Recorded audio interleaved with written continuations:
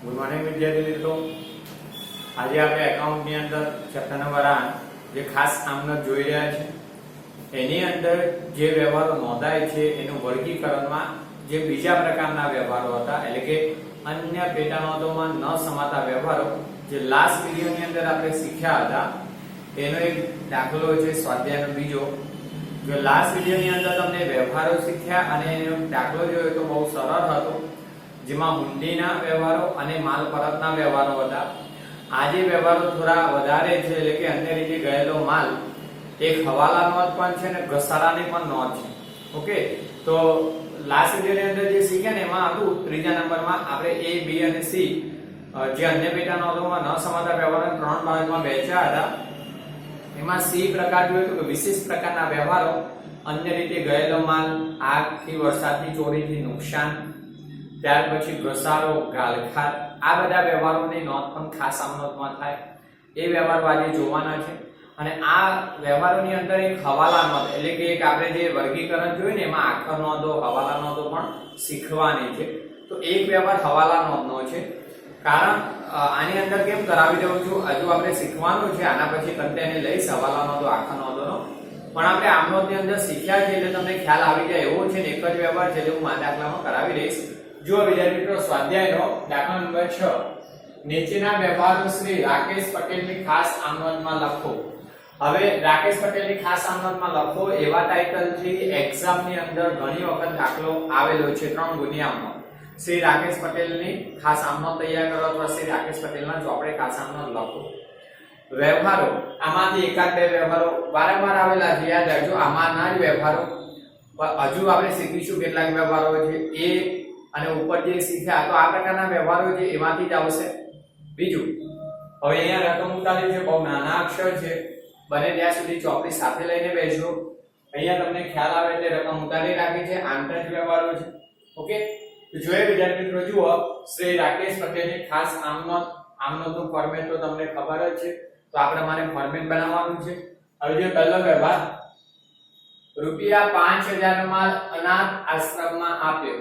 ₹5000 નો માલ અનાથ આશ્રમમાં આપો। હવે અનાથ આશ્રમમાં આપણે રોકડા આપીએ કે માલ આપીએ કે કોઈ મિલકત આપીએ? ઓકે, તો આપણે ધર્માદામાં આપ્યું કહેવાય। ઓકે, હવે આપણે માલ આપ્યો છે, જો અનાથ આશ્રમમાં માલ આપ્યો તો ધંધામાંથી તો માલ જવાનો છે, પણ ધંધામાંથી માલ અન્ય રીતે ગયો છે એટલે કે આપણે વેચાણ નથી કર્યું, આમ તો વેચાણ કરો ત્યારે માલ જાય, આ અન્ય રીતે ગયેલો માલ કહેવાય। અને અન્ય રીતે ગયેલો માલ વિદ્યાર્થી મિત્રો આપણે શીખ્યા આમનોંધમાં ખરીદ ખાતે જમા કરીએ છીએ। માલ જાય તો જમા, યાદ રાખજો, માલ ધંધામાંથી જાય છે, અન્ય રીતે જાય છે, માલ મિલકતનો નિયમ લાગુ પડશે, માલનું ખાતું છે તો અન્ય રીતે ગયેલો માલ ખરીદ ખાતે જમા કરીએ છીએ। ઓકે, અને આપણો ધર્માદા ખર્ચ થયો, તમે ધર્માદામાં માલ આપો તો ધર્માદા ખર્ચ, તો ઉપજ ખર્ચનો નિયમ ખર્ચ ખાતે ઉધાર। ઓકે, તો જો ઉપજ ખર્ચના નિયમ પ્રમાણે પહેલી આમનોંધ, ધર્માદા ખર્ચ ખાતે ઉધાર,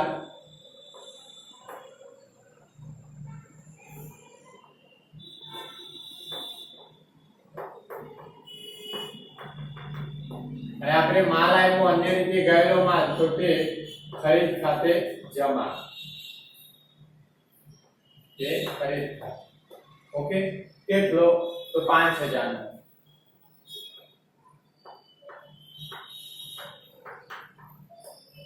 ઓકે, આમ પહેલા જૂના સિલેબસમાં એવું લખાતું અહીંયા માલ જાય તો જાય તો જમા લખાય, હવે જેવી રીતના જાય તેવી રીતના લખાય, એટલે કે અહીંયા ધર્માદાથી ગયે ને તો તે ધર્માદાથી ગયેલ માલ ખાતે લખાતું, આગમાં બળી ગયો તો આગથી બળી ગયેલ। ઓકે, પણ હવે નવા સિલેબસમાં ખરીદ ખાતે લખાય, જે આપણે આમનોંધમાં શીખતા આવ્યા તો ખરીદ ખાતે। ધર્માદામાં માલ આવ્યો એટલે ધર્માદા ખર્ચ, નમૂનામાં આપો જાહેરાત માટે તો જાહેરાત ખર્ચ આવશે।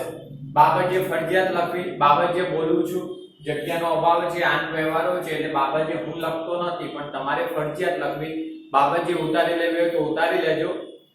₹5000 નો માલ ધર્માદામાં આપ્યો તેના, અથવા 5000 નો માલ અનાથ આશ્રમમાં આપ્યો તેના। હવે બીજો વ્યવહાર જોઈએ વિદ્યાર્થી મિત્રો, જુઓ, ₹4000 નો માલ નમૂના તરીકે મફત વેચ્યો। મફત મળ્યો હોય ને, જોજો, ₹4000 નો માલ મફત નમૂના તરીકે મળ્યો હોય એવો શબ્દ આપે ને તો બિનઆર્થિક વ્યવહાર. તમને મફતમાં મળે, તમે કોઈ અવેજ આપતા નથી, ત્યારે બિનઆર્થિક. હવે તમે મફત નમૂના તરીકે વેચો છો, માનો કે કાપડનો વેપારીઓ અને સાડીઓ છે નમૂના તરીકે આપે રિટેલરોને, એટલે નાના દુકાનદારોને. ઓકે, તો એ નમૂના તરીકે શા માટે આપે છે? જાહેરાત કરવા માટે.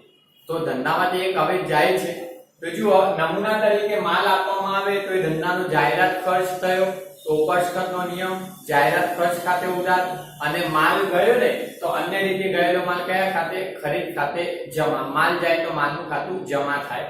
તો જુઓ વિદ્યાર્થી મિત્રો, નંબર 2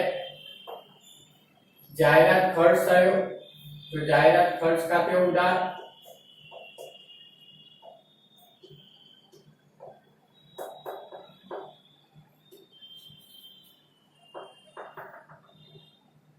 અને તે ખરીદ ખાતે જમા.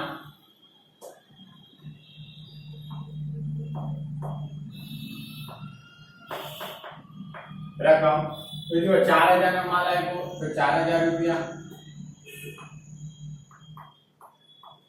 ઓકે, બાબતજી ની અંદર લખજો રૂપિયા 4000 નો માલ નમૂના તરીકે મફત વેચ્યો તેના. ઓકે, રૂપિયા 4000 નો માલ મફત નમૂના તરીકે વેચ્યો તેના. હવે 3 નંબર વિદ્યાર્થીઓ, આ બધા વ્યવહારો આપણે શીખતા આવ્યા છે, આમની અંદર બહુ સરળ છે. જુઓ એવો બીજો વ્યવહાર આવ્યો 3 નંબર. જુઓ રૂપિયા 8000 નો માલ ધંધામાંથી અંગત વપરાશ માટે લઈ ગયા. શબ્દ જોજો, રૂપિયા 8000 નો માલ લઈ ગયા ધંધામાંથી, તો આ પણ માલ જાય છે, પણ કયા? અંગત વપરાશ માટે લઈ ગયા. હવે અંગત વપરાશ માટે કોણ લઈ ગયું હોય? રાકેશ પટેલ, જે ધંધાના માલિક છે. હવે ધંધાનો માલિક અંગત વપરાશ માટે રોકડ માલ અથવા મિલકત લઈ જાય તો આપણે એને શું કહીએ છીએ? ઉપાડ. ઓકે, તો હવે ઉપાડ એટલે વ્યક્તિગતનો નિયમ લાગુ પડશે. વ્યક્તિગતનો નિયમ શું કે માલિક ઉપાડ તરીકે, એટલે કે માલ લઈ જાય છે તો માલ તરીકે લાભ લેનાર, તો ઉપાડ ખાતું ઉધાર થાય, કારણ કે ઉપાડ ખાતું વ્યક્તિનું ખાતું, માલિકનું, તો ઉપાડ ખાતે ઉધાર. અને માલ ધંધામાંથી લઈ જાય છે એટલે માલ જાય છે, માલ જાય તો અન્ય રીતે ગયેલો માલ ખરીદ ખાતે જમા. ઓકે, જો આગળ વ્યવહાર આપણે આગળ આવી ગયેલો વિદ્યાર્થી મિત્રો. જુઓ નંબર 3. જુઓ તારીખ ના આપે, નંબર આપે તો નંબર લખી દેવાના તારીખના ખાનામાં. તો માલિકે અંગત વપરાશ માટે માલ તરીકે લાભ લેનાર, તો ઉપાડ ખાતે ઉધાર. ઓકે, અને ધંધામાંથી માલ જાય છે તો અન્ય રીતે ગયેલો માલ તે ખરીદ ખાતે. ઓકે, તે ખરીદ ખાતે માલ લઈ જાય છે એટલે માલનું ખાતું. અહીંયા રૂપિયા 8000 નો માલ લઈ જાય તો રૂપિયા 8000. હવે વિદ્યાર્થી મિત્રો સાંભળી લો, બાબત જે બોલી નાખું પહેલા કે રૂપિયા 8000 નો માલ અંગત વપરાશ માટે લઈ ગયા તેના. રૂપિયા 8000 નો માલ અંગત વપરાશ માટે લઈ ગયા તેના. બીજું આ જ બાબતમાં જુઓ રૂપિયા 8000 નો રૂપિયા 8000 માલની જગ્યાએ લખે રૂપિયા 8000 અંગત વપરાશ માટે લઈ ગયા, એનો મતલબ રોકડા લઈ ગયા. અને રોકડ લઈ જાય તો રોકડ મેળમાં નોંધાય, રોકડ જાય તો જમા બાજુ રોકડ મેળમાં રોકડના ખાનામાં નોંધાય. શીખતા આવ્યા. માલ લઈ જાય તો આ નથી આપણું ખરીદ વેચાણ, એટલે માલની પેટા નોંધોમાં નોંધાતા નથી. આ વ્યવહાર ખાસ આમનોંધમાં નોંધાય. હવે જે વિદ્યાર્થી મિત્રો 4 નંબર જુઓ, આ વ્યવહાર આવતો અને ખાસ ધ્યાન રાખજો. આ વ્યવહાર ફરીથી એક વખત આવ્યો, આપણે આમનોંધની અંદર સ્વાધ્યાયમાં 2 વખત આવ્યો હતો સ્વાધ્યાયમાં. ઓકે, અને આ ફરીથી આવ્યો જુઓ. અને આ પ્રકારનો વ્યવહાર એક્ઝામમાં પણ આવેલો છે. ઓકે, જુઓ રૂપિયા 3000 નું ફર્નિચર, પછી અલ્પવિરામ છે. રૂપિયા 3000 નું ફર્નિચર પછી અલ્પવિરામ, રૂપિયા 2800 નો માલ આપી ખરીદ્યું. એટલે કે તમે 3000 નું ફર્નિચર ખરીદ્યું પણ 2800 નો માલ આપો છો સામે, એટલે કે આ સાદા પદ્ધતિનો થયો વ્યવહાર. ઓકે, હવે તમે માલ આપો છો અને સામે મિલકત, ફર્નિચર એક મિલકત કહેવાય, મિલકત ખરીદો. તો પહેલા તો વિદ્યાર્થી મિત્રો ધંધામાં કયો અવેજ આવે છે? ફર્નિચર, મિલકત. મિલકત આવે એટલે માલ મિલકતનો નિયમ, મિલકત આવે તો ઉધાર. ઓકે, તો જુઓ પહેલા 4 નંબર મિલકત આવે છે તો મિલકતનું ખાતું ફર્નિચર ખાતે.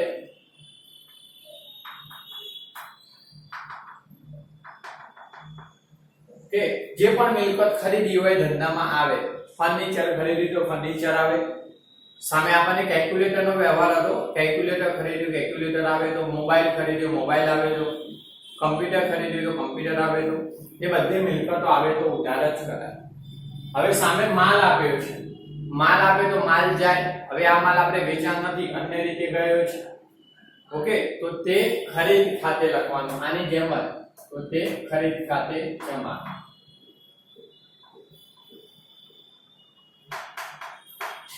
જૂની બુક ની અંદર અહીંયા વેચાણ ખાતે લખાતું એક પ્રકારનું વેચાણ કરવામાં આવ્યું. હવે નવા સિલેબસ ની અંદર એને ખરીદ ખાતે લખે છે, એટલે ધ્યાન આપજો. જૂની બુક ની અંદર પ્રિન્ટમાં વેચાણ ખાતે લખેલું હશે, આપણા જે ચોપડીની અંદર તમને જે પાછળ આપેલા હોય સ્વાધ્યાયમાં. નવી બુક પ્રમાણે એને ખરીદ ખાતે એટલે અન્ય રીતે ગયેલ માલની જાવક લખાય છે, એટલે ખરીદ ખાતે. હવે રકમ કઈ લખવી એ મહત્વ. તો મેં આમનોટની અંદર પણ કીધું હતું, ફરીથી કહું, તમે જેટલા રૂપિયાનું ખરીદો છો એને ધ્યાનમાં નથી લેવાની રકમ. તમારા ધંધામાંથી કેટલા રૂપિયાનો અવેજ જાય છે ને, એ જે કિંમત તમારી જે મિલકત ખરીદાય એની ગણાય. મતલબ કે અહીંયા આપણે મિલકત 3000 ની ખરીદી અને માલ 2800 નો આપ્યો, તો 2800 નો માલ છે ને એ જ વેલ્યુ મિલકતની થાય. એટલે શોર્ટમાં તમને કહું કે તમારા ધંધામાંથી જે માલનો અવેજ જાય એ જ રકમ લખવાની. એટલે કે 2800 નો માલ આપ્યો તો 2800 ની મિલકત કહેવાશે ફર્નિચર, અને એ જ રૂપિયાનો તો માલ જાય છે એ જ રકમ લખાય. માલ ખાતે તો બરાબર જ છે, પણ મિલકતની વેલ્યુ પણ 2800 ની જ ગણાશે. હવે ફરીથી માનો કે 3000 નું ફર્નિચર ખરીદ્યું અને 5000 નો માલ આપ્યો, 5000 નો માલ વધુ કિંમત, તો અહીંયા 5000 લખવાના. માલ જેટલા રૂપિયાનો જાય તે કિંમત. ઓકે, હવે જેમ મિત્રો જોઈએ બાબત જે, તો બાબત જે આના સેન્ટેન્સ હશે, રૂપિયા 3000 નું ફર્નિચર 2800 નો માલ આપી ખરીદ્યું તેના. ઓકે, એટલે બાબત જે લખી દેજો. હવે વિદ્યાર્થી 5 નંબરનો વ્યવહાર તમે શીખતા આવ્યા છો એ છે, જો રૂપિયા 7000 નો માલ અકસ્માતથી નાશ પામ્યો છે. તમારા ધંધામાંથી 7000 માલ અકસ્માતથી નાશ પામ્યો. ઓકે, સામે જુઓ, જે પેટે વીમા કંપનીએ 5500 નો દાવો મંજૂર કર્યો છે, તમને હજી ચૂકવ્યા નથી વીમા કંપની. ઓકે, દાવો મંજૂર કર્યો. હવે 7000 નો માલ બળી જાય છે ધંધામાંથી નુકસાન પેટે, પણ એમાંથી વીમા કંપની તમને 5500 આપી શકે છે, એટલે દાવો મંજૂર થયો. તો હવે ઉપરની જે રકમ છે તમારું નુકસાન, એટલે 7000 માઈનસ 5500, 500 અને 1000, એટલે 1500 રૂપિયા છે તમારું નુકસાન થશે. ઓકે, તો નુકસાન એટલે ઉપજ ખર્ચનો નિયમ છે, નુકસાન ખાતે ઉધાર કરો. હવે આર્થિક નુકસાન અકસ્માતથી નુકસાન થઈ તો અકસ્માતથી થયેલ નુકસાન ખાતે ઉધાર. બીજું 5500 વીમા કંપની પાસે મંજૂર થયો દાવો, તો લેવું થયું આપણું. વીમા કંપની આપણી પાસે પ્રીમિયમ ભરીએ છે એટલે સેવાનો લાભ લેનાર, તો વીમા કંપની ખાતે ઉધાર. અને માલ જાય કેવી રીતના, અકસ્માતથી માલ નાશ પામ્યો છે તો અન્ય રીતે ગયેલો માલ ખરીદ ખાતે લખાય. ઓકે, તો જુઓ 5 નંબર, આપણું વીમા કંપની પાસે લેવું છે, તો અહીંયા વીમા કંપની ખાતે ઉધાર.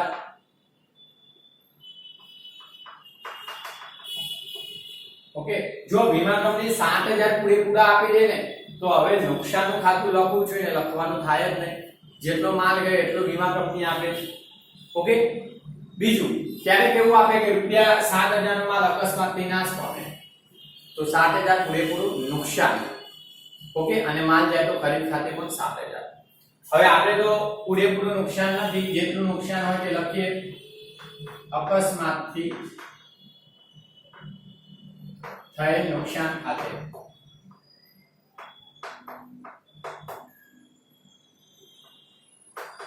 ઉધાર.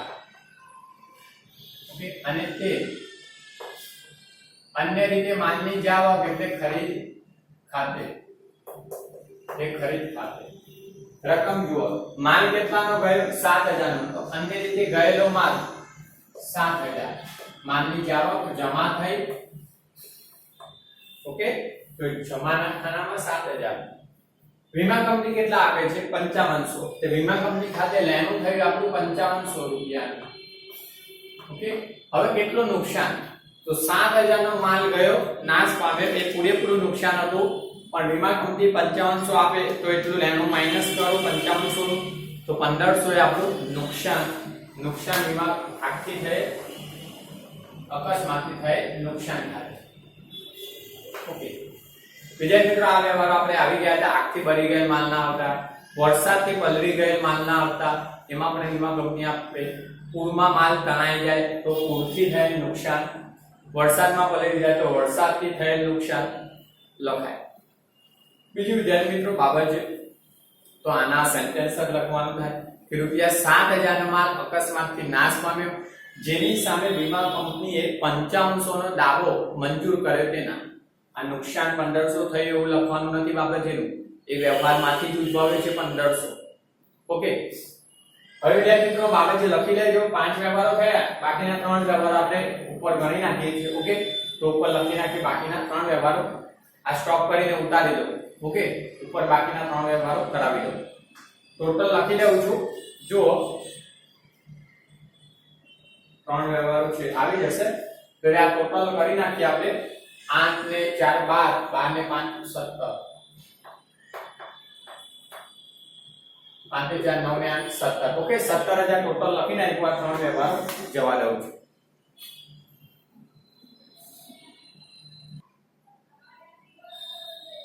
હવે વિદ્યાર્થી મિત્રો આપણે જોઈએ 5 નંબર સુધી જોઈએ, 6 નંબર વ્યવહાર જોઈએ. ₹2,000 નિરાલી પાસે લેણા છે. નિરાલી સામેનો વ્યક્તિ દેવાદાર આપણે એટલે માલ વેચ્યો હોય અથવા કોઈ આવકના લેણા હોય. કેટલા? 2,000 ના લેણા હતા. લેણા એટલે લેવાના. આ પણ શીખ્યા છે. જે રકમ હવે મળી શકે તેમ નથી. ઓકે, હવે નિરાલી એટલે આપણો દેવાદાર, આપણે લેણું હોય એ વ્યક્તિ દેવાદાર. હવે જો આપણું લેણું એટલે જો લેણું હોય અને આપણે નિર્ધારિત પ્રયત્ન બાદ મળી ના શકે તો એ રકમ આપણે ગાલખાત, ને ગાલખાત એટલે નુકસાન. ઓકે, આ પણ વ્યવહારો આપણે શીખતા આવ્યા કે આપણે 2,000 લેણું હોય, હવે એની પાસેથી મળી શકે એવી નથી રકમ, પૂરેપૂરી અથવા અંશ રકમ. જેટલી અંશ એટલે અમુક ટકા, માનો કે 2,000 માંથી 1,000 ના મળે તો 1,000 નુકસાન ગાલખાત. હવે 2,000 મળી શકે એવું નથી જે રકમ કીધું એટલે, તો એ આપણું ગાલખાત. ગાલખાત એ ધંધાનું નુકસાન. તો ગાલખાત એ નુકસાન હોવાથી ઉપજ ખર્ચનો નિયમ, નુકસાન હોવાથી ઉધાર થશે, ગાલખાત ખાતે ઉધાર. અને લાભ આપનાર વ્યક્તિ પર નિરાલી, કારણ કે નિરાલી પાસે આપણું લેણું હતું, કારણ કે આપણી પાસે લાભ લેનાર હોય જ્યારે માલ વેચવો હોય અથવા આપણે કોઈ આવકનું લેણું હોય ત્યારે આપણી પાસે સેવાનો લાભ લેનાર હોય ત્યારે એનું ખાતું ઉધાર હોય. હવે એની પાસેથી મળે નહીં તો એનું ખાતું જમા થાય, એટલું લેણું ઘટે. ઓકે, તો એના ખાતે જમા. જોઈ લો 6 નંબર, ગાલખાત ખાતે ઉધાર.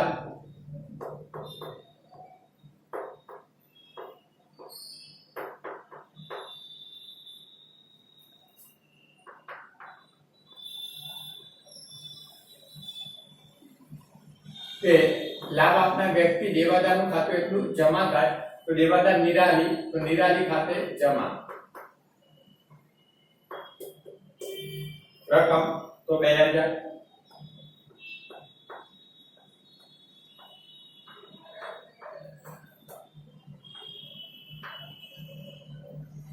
બાબત જે બહુ સરળ છે. ₹2,000 ની ગાલખાત પડી તેના. ₹2,000 ની ગાલખાત પડી તેના. વિદ્યાર્થી મિત્રો આ વ્યવહાર આઈએમપી છે, એટલે કે કોઈ નામ બદલી દેશે, રકમ પણ બદલી દેશે, પણ વાક્ય રચના તમારે કોઈ દેવાદાર પાસે લેવાનું હોય, હવે રકમ મળી શકે એમ નથી તો ગાલખાત. આપણે આમનોંધની અંદર શીખતા એવા. બીજું આ તો આવરે છે, આ પૂછાયેલું છે. આમનોંધમાં પણ પૂછાય કે ખાસ આમનોંધમાં. આ બધા વ્યવહારો તો તમારા માટે બહુ સરળ છે, અને આ બદલા પદ્ધતિનો વ્યવહાર એક યાદ કરી લેજો. ઓકે, આ વ્યવહાર ખાસ. હવે આ પણ આવે છે ઘસારા વાળો. જો કે ભાગ 2 ની અંદર આપણે ઘસારો છે એનું આખું ચેપ્ટર છે, એનો 6 ગુણનો દાખલો આવે છે ઘસારાનો અનલિવર. અને ભાગ 2 માં અને આપણે બીજી પરીક્ષામાં બીજી બીજી પ્રિલિમિનરી પરીક્ષા લેવા એની અંદર આવે છે. ઓકે, જોઈશું. અત્યારે આપણે એક કામનો છે યંત્ર પર આંશો ઘસારો માંડી વાળો. યંત્ર, મકાન, વાહનો, પ્લાન્ટ મશીનરી, ઓકે, ફર્નિચર, આ બધી કાયમી મિલકતો છે. જમીન પણ કાયમી મિલકત છે, પણ જમીન પર ઘસારો ગણાય નહીં. મેં આગળ ડેફિનેશન સમજાવ્યું. ઓકે, તો યંત્ર, મકાન, ફર્નિચર વાહનો જેવી મિલકત પર ઘસારો માંડી વાળવો એ કાયમી મિલકતો પર જ ગણાય. હવે ઘસારો એટલે આપણે જ્યારે મિલકતો વાપરીએ છીએ અને જેમ જેમ સમય પસાર થાય એમ એનું વાપરીએ એટલે વપરાશ મૂલ્ય અને સમય પસાર થાય એટલે સમય મૂલ્યમાં શું થાય? ઘટાડો થાય. એટલે એની એટલી કિંમત ઓછી થતી જાય અને આ ઓછી કિંમત એટલે મિલકતની કિંમતનો ઘટાડો, એ જ ઘસારો. ઓકે, આપણે નથી કહેતા કે કોઈ ટુ વ્હીલર લાવ્યા હોય, વાપરી હોય 3 મહિના અને પછી વેચાણ માટે મૂકીએ ને તો જે લાવેલ કિંમત હતી ને એ કિંમત નહીં આવે, એનાથી ઓછી આવે. કેમ ઓછી થઈ? આપણે વાપરીએ છીએ ને તો એ વપરાશ મૂલ્ય ઓછું થયું એનું, અને ઘટાડો જે થયો એ રકમ એ ઘસારો કહેવાય. ઓકે, ઘસારો એ બિનરોકડ અને મહેસૂલી ખર્ચ. એટલે ઘસારો ખર્ચ હોવાથી ઉપજ ખર્ચનો નિયમ ખર્ચ ખાતે ઉધાર, અને ઘસારો ગણવામાં આવે એટલી મિલકતની એટલી કિંમત ઘટે. જેટલો ઘસારો ગણાય ને એટલી કિંમત ઘટે મિલકતની, અને મિલકતની કિંમત ઘટે એટલી કિંમતની મિલકત ધંધામાંથી જાય તો જમા. ઘટાડો થાય એટલે મિલકતની કિંમત ઘટે તો મિલકત એટલી ધંધામાંથી જાય તો જમા. આમ વેચાણ નથી કરતા પણ વેલ્યુએશન ઘટે છે ને એટલી કિંમતની ચોપડેથી જાય તો જમા. ઓકે, એટલે મિલકતમાં માલ મિલકતનો નિયમ. તો જુઓ 7 નંબર, ઘસારા ખાતે ઉધાર એ યંત્ર ખાતે જમા. જો કેટલો? તો 800 રૂપિયા. તો અહીંયા 800 રૂપિયા. બાબત એ બહુ સરળ છે. રૂપિયા 800 નો ઘસારો ગણ્યો તેના, અથવા રૂપિયા 800 નો યંત્ર પર ઘસારો માંડી વાળે છે, કોઈ પણ લખી શકાય. ઓકે, હવે વિદ્યાર્થી મિત્રો જો તમને એવું કહી દે કે ફર્નિચર પર ઘસારો ગણો, તો અહીંયા ઘસારો નુકસાન એટલે ઘસારાના ખાતું તો ઉધાર, ઘસારા ખાતે ઉધાર, તે ફર્નિચર ખાતે. ઓકે, તો જે મિલકત પર ઘસારો કે એ મિલકતનું ખાતું જમા કરવા. ઓકે, હવે નંબર 8 જોઈએ. જોઈ લો, હવે આ હવાલા નોંધ છે. હવાલા નોંધ હું હજુ શીખવાડીશ, નેક્સ્ટ વિડિયો જ્યારે આવશે એમાં હવાલા નોંધ આખા નોંધ શીખી લઈશું. હવાલા નોંધ એટલે એવું છે કે હિસાબી વર્ષના અંતે કેટલાક વ્યવહાર એવા હોય કે વર્ષના અંતે જ ખ્યાલ આવે. જેમ કે આપણે ઘસારો તો વર્ષના અંતે ગણીએ છીએ, આ પણ હવાલા નોંધ છે, ઘસારો પણ હવાલા નોંધ છે. ત્યારબાદ કોઈ ખર્ચ ચૂકવવાનો બાકી હોય તો બાકી છે ક્યારે ખબર પડે? હિસાબી વર્ષના અંતે ચૂકવાય નહીં ને તો બાકી છે એવું અર્થઘટન થાય. કોઈ આવક મળવાની હોય, જો હિસાબી વર્ષ દરમિયાન મળી જાય તો બરાબર, પણ હિસાબી વર્ષના અંતે જ્યારે હિસાબો પૂરા કરીએ છીએ 31 માર્ચના રોજ જ્યારે હિસાબો પૂરા થાય જે તે હિસાબી સમયના, તો એ હિસાબી વર્ષના અંતે જે આવક વધે હવે મળી જ નથી તો મળવાની બાકી, કોઈ પણ પ્રકારનું વ્યાજ, આ બધી હવાલા નોંધો. અને આ હવાલા નોંધો જ્યારે ચોપડે નોંધાય ને ત્યારે સાચો નફો કે નુકસાનની જાણકારી મળે, એટલે હવાલા નોંધો કરવી પડે. ઓકે, બીજું વિદ્યાર્થી મિત્રો આ એક હવાલા નોંધ છે, આપણે શીખ્યા હતા આમાં, એટલે કરાવી દઉં. જુઓ, આ માર્ચ મહિનાનો પગાર 7800 ચૂકવવાનો બાકી. જોજો વિદ્યાર્થી મિત્રો, માર્ચ મહિનો હોય, ફેબ્રુઆરી હોય કે કોઈ પણ મહિનો, અહીંયા આપણને માર્ચ મહિનો આવ્યો પણ રકમ જોઈ લો કેટલો? 7800 અને પગાર ચૂકવવાનો બાકી. હવે તમારે કોઈ પણ ચૂકવવાનું બાકી હોય તો આવક ચૂકવવાની બાકી ના હોય, આવક તો મળવાની હોય. ચૂકવવાનું બાકી શું હોય? ખર્ચ. યાદ રાખજો, સ્ટેશનરી બિલ હોય તો સ્ટેશનરી ખર્ચ ચૂકવવાનો બાકી હોય, વીજળી બિલ હોય તો વીજળી ખર્ચ ચૂકવવાનો બાકી હોય. ઓકે, ભાડું હોય ચૂકવતા હોય ને ના ચૂકવી તો ચૂકવવાનું બાકી હોય. ઓકે, હવે ધ્યાન મિત્રો હું તમને એક એક્ઝામ્પલ આપું, એ સમજી લેજો. પગાર ચૂકવ્યો, હું તમને કહું કે પગાર 7800 નો ચૂકવ્યો, તો એની આમનો શું થાય? પગાર ખર્ચ. ચૂકવ્યો એટલે પગાર ખર્ચ ખાતે ઉધાર, અને ચૂકવો એટલે રોકડ જાય તો જમા. ઓકે, ત્યારે બી ન થાય. પણ હવે પગાર ચૂકવવાનો બાકી છે તો સમજો, પગાર ચૂકવવાનો બાકી એટલે પગાર ખર્ચ તો થયો એટલે ખર્ચનું ખાતું ઉધાર. તો જોઈ લો નંબર 8,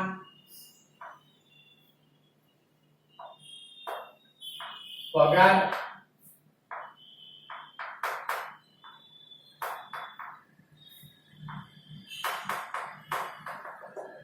ખાતે ઉધાર.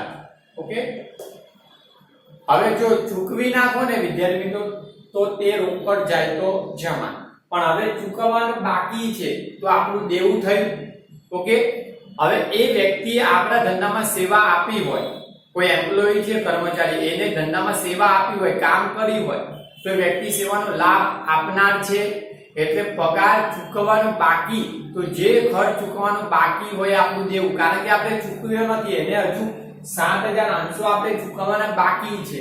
ઓકે, તો કોઈ પણ ખર્ચની આવક ચૂકવવાની બાકી હોય તો એ રકમ આપણું દેવું થયું. તો દેવાનું ખાતું શું થાય? જમા. કેમ? મેં કીધું ને વ્યક્તિએ સેવાનો લાભ આપ્યો છે તો એ વ્યક્તિ લાભ આપનાર હતી, તો દેવાનું ખાતું એ વ્યક્તિગત ખાતામાં જ વર્ગીકરણ થાય, વ્યક્તિગતનો નિયમ લાગુ પડે. તો ચૂકવવાનો બાકી પગાર છે એ દેવું તો જમા થશે, કારણ કે વ્યક્તિ સેવા તરીકે લાભ આપનાર જ હોય, એને કામ કર્યું હોય તો જમા થાય. ઓકે, તો તે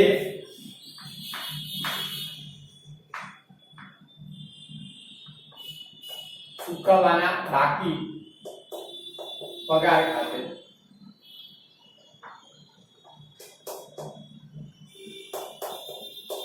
ઓકે રકમ 7,800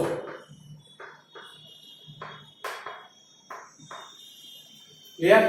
હવે જો દલાલીના ચૂકવવાના બાકી, તો દલાલી ખર્ચ થયો અને ચૂકવવાનું બાકી, તો તે ચૂકવવાની બાકી દલાલી ખાતે. આવો કોઈ પણ ખર્ચ આવે તો આમનો જ આ પ્રકારે થાય, દેવું થાય. કોઈ પણ ખર્ચ ચૂકવવાનો બાકી તો દેવું થાય, દેવાનું ખાતું જમા થાય.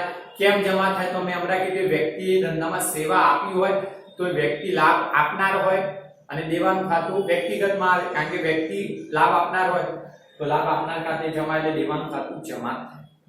હવે જ્યારે મિત્રો 8 નંબર સુધીના જ વ્યવહારો હતા, આપણે નોંધ કરી નાખી, બાબત જે લખી દેજો, બોલી નાખું. જુઓ, ₹7,800 નો પગાર ચૂકવવાનો બાકી જેની હવાલા નોંધ. ₹7,800 નો પગાર ચૂકવવાનો બાકી જેની હવાલા નોંધ તેના. ઓકે, હવે વિદ્યાર્થી મિત્રો જુઓ, આ વ્યવહારો પૂરા થયા તો આપણે એનું ટોટલ કરી લઈએ. ઉપરના જે 3 વ્યવહારો આપણે પહેલા હતા એનું તો આપણે 17,000 ટોટલ લખ્યું હતું, બાકીના 4, 5, 6, 7 ને 8 છે તો ટોટલ લઈ લઈએ. જો 17,000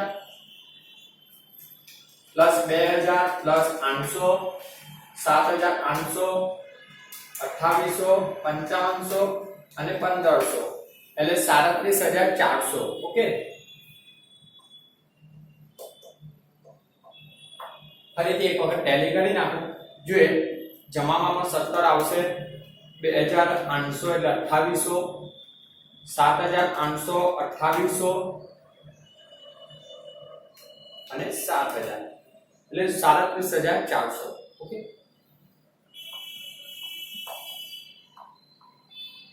કુલ સરવાળો તમને એક્ઝામમાં 3 ગુણમાં આવે, 3 વ્યવહારો જ હોય, 3 આમનોંધો જ હોય, કોઈ પણ હોઈ શકે. આ બધા વ્યવહારો છે એમાંથી, તો તમારે ખાના બનાવીને નોંધવાની, ટોટલ ત્યારે કરી લેવું જરૂરી. ઓકે, બસ વિદ્યાર્થી મિત્રો આ વ્યવહારો કરજો પ્રેક્ટિસ. આનું એક ઉદાહરણ હશે જેમાં અન્ય રીતે ગયેલ માલ છે, લગભગ ઉદાહરણ નંબર 2 હશે, જોઈ લેજો અને એની પ્રેક્ટિસ કરજો. બહુ સરળ છે અને એક આ પ્રકારનો પણ વ્યવહાર અંદર આવી જશે. ઓકે, હા, બદલા પદ્ધતિ. ઓકે, નેક્સ્ટ વિડિયોની અંદર આપણે હવાલા નોંધોને આખા નોંધો જોઈશું.